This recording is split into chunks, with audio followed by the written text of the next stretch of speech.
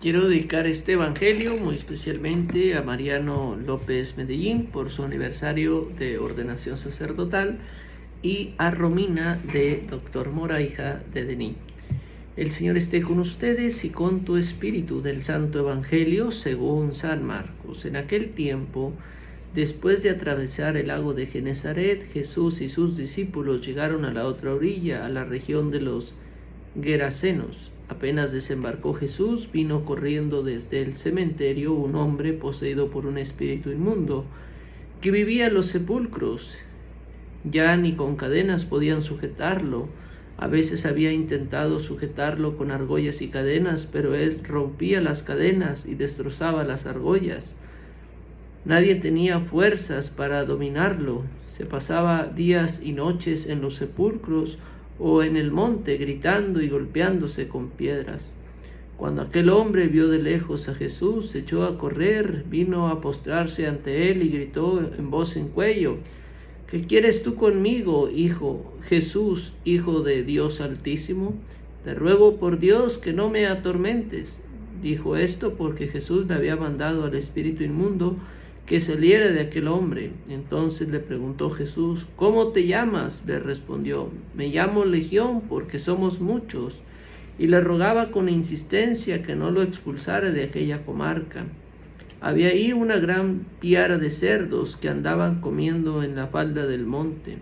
Los espíritus le rogaban a Jesús: déjanos salir de aquí para meternos en esos cerdos.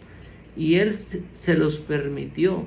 Los espíritus inmundos salieron del hombre y se metieron en los cerdos, y todos los cerdos, unos 2000, se precipitaron por el acantilado hacia el lago y se ahogaron.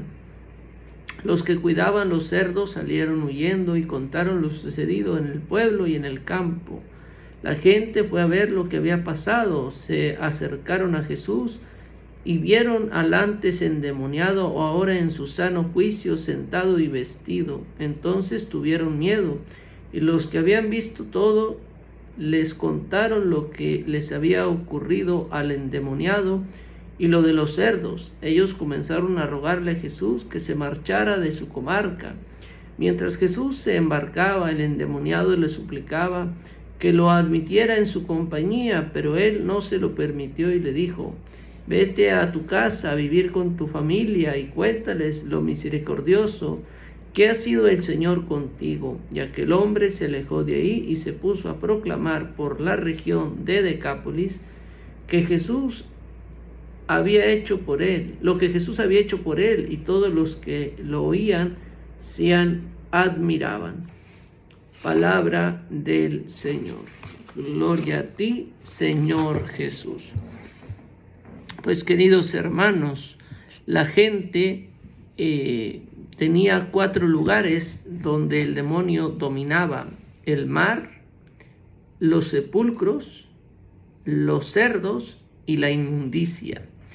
Por eso este hombre vive en los sepulcros, lugar de la muerte. Vemos cómo este espíritu le pide que no lo atormente, porque es Jesús con su poder que viene a expulsar a los demonios. La zona de Gerasa era una zona donde había muchos cerdos. Era una ciudad pagana, no era una ciudad judía, porque los cerdos no comen puerco. Y él vive en el lugar de los espíritus, ¿verdad? Era el cementerio. De hecho, se decía que si tu sombra tocaba una tumba, pues tu cuerpo quedaba impuro.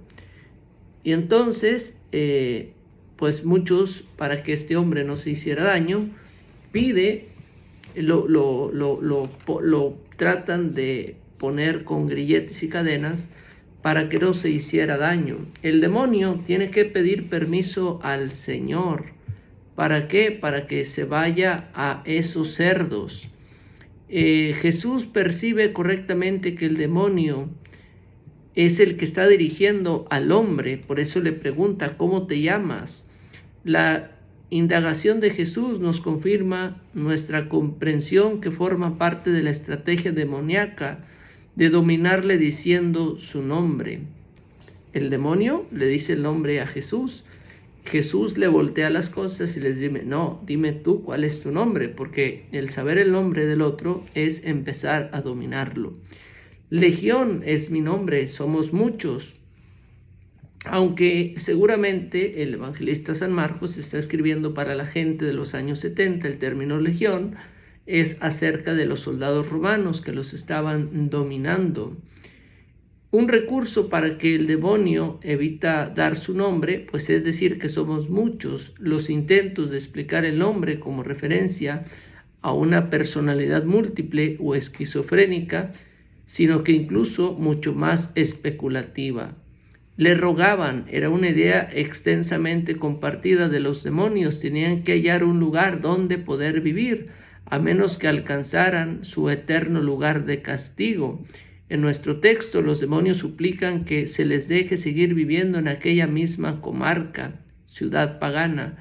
Una gran piara de cerdos, la presencia de los cerdos indica que el incidente no tuvo lugar en territorio judío, como les decía, puesto que eran impuros para los judíos y presumiblemente no se criaban como un recurso alimentario. Y la piara se lanzó desde lo alto al mar. Jesús permitió que los demonios dejaran al hombre y entraran en los cerdos. Entrando en los cerdos, si estos se arrojan al mar, este hecho se ha interpretado de varias formas. Ahí había más hombres.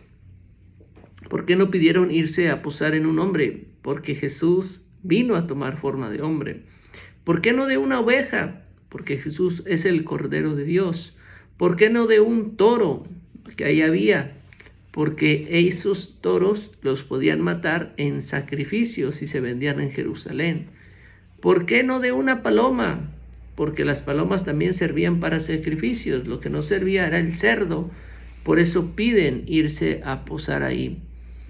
El problema con la gente es que el relato le atribuye una acción destructiva a Jesús, parece implicar la destrucción de los animales que produce la destrucción de los demonios. Vieron al hombre que había estado poseído. Tras el testimonio de los porquerizos, se ofrecen más pruebas de la efectividad de la curación mediante la presentación del endemoniado sentado, vestido y en su sano juicio. La primera reacción de la gente de la comarca es el temor, se llenaron de temor, dice el texto. Comenzaron a suplicarle que se alejara de su territorio. La actitud de temor reverencial da paso a la convicción de que Jesús representa un problema público, supuestamente porque su exorcismo provocó la destrucción de la piara. Solo en este caso y en el de la higuera seca, Jesús utiliza su poder para fines destructivos.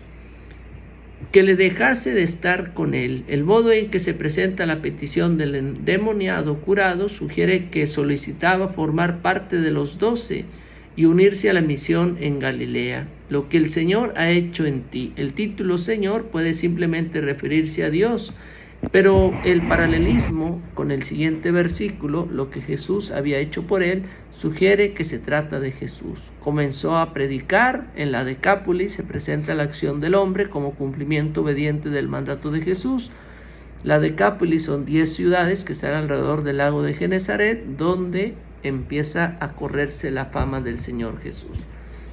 Recordar, Jesús no tuvo que decir los atributos de Dios como lo hacían los exorcistas judíos, sino simplemente con su poder empieza a hablar, sal del demonio.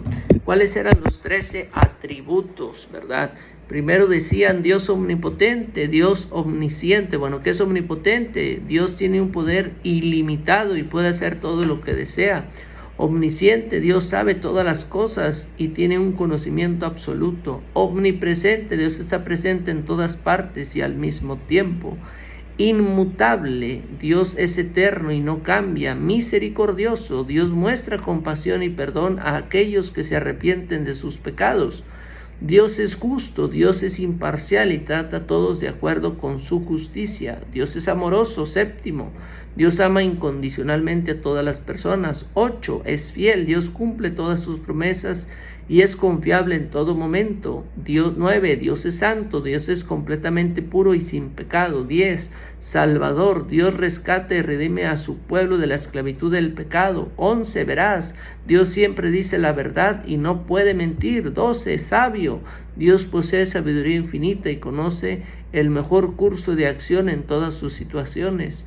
13. Creador, Dios es el origen de todo lo que existe y creó el universo y todo lo que hay en él. Jesús no tuvo que mencionar nada de esto, simplemente le dijo al demonio, afuera, vámonos. Y el Evangelio muchas de las veces va a decir, no tengas miedo. Pues no le tengamos miedo al demonio, porque ha sido vencido por el Señor. Te mando mi bendición, pidiendo que la Santísima Virgen María te cubra con su manto. Y la bendición de Todopoderoso, Padre, Hijo y Espíritu Santo, desciendan sobre ti y tu familia. Amén, amén, amén. Comparte este Evangelio si crees que a alguien le puede servir. Gracias.